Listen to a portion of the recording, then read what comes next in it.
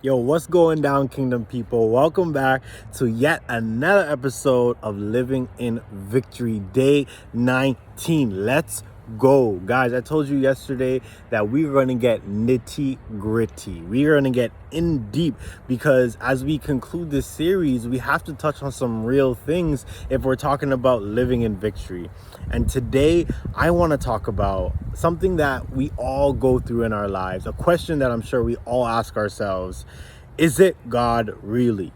I'm talking about you've been in this relationship with so-and-so for about a year and a half, and you're thinking like, is it God really?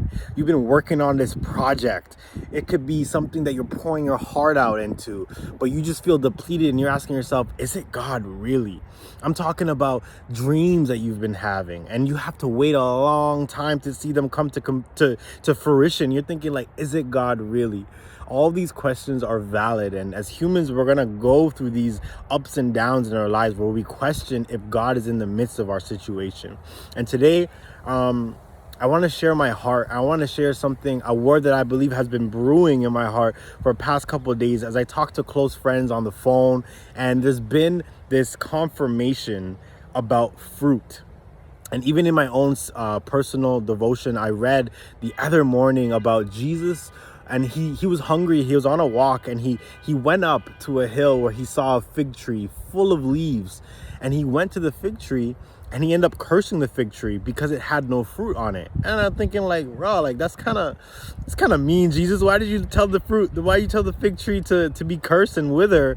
What's up with that? And as I researched and dug deeper, I realized that fig trees, when they're in fruit season, they have leaves. They don't have leaves without the fruit. So Jesus was saying this tree has the evidence of fruit, but it doesn't have the actual fruit itself. It looks as if it's going to bear fruit, but it doesn't. And why fruit is important when we're asking ourselves the question of, is it God really? Is because when God is in something, there will always be the evidence of him, and that evidence comes in the form of fruit. Let me give you an example.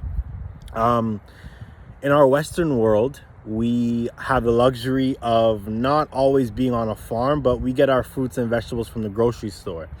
The process of that fruit, let's say that banana or that pineapple from Costa Rica or Guatemala, the process of that fruit is often picked when it's not ripe. And that fruit is picked when it's not ripe so that it can get through the travel, and when it comes to our shelves and our baskets, it can be ripe enough for us to eat at home.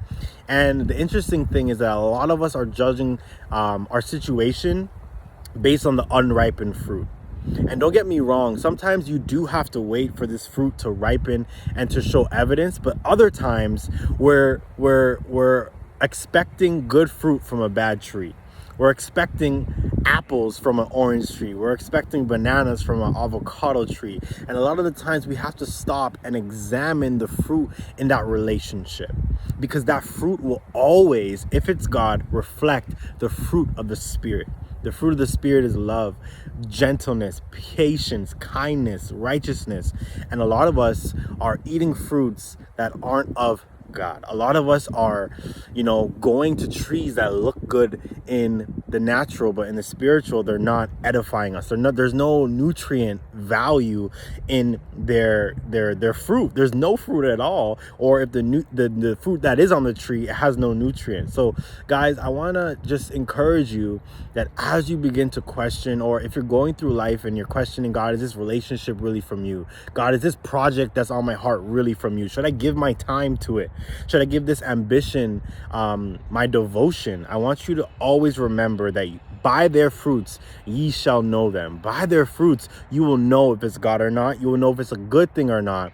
And sometimes we have to wait for that fruit, but if we waited long enough, we should not hesitate in making the right decision when it comes to either eating it and getting nourishment, or tossing it away and casting it aside in search of something that could actually edify us. So I love you guys, and if you stuck around to the end, I hope that if you're questioning, is it God really, that you have the courage and the bravery enough to examine the fruit.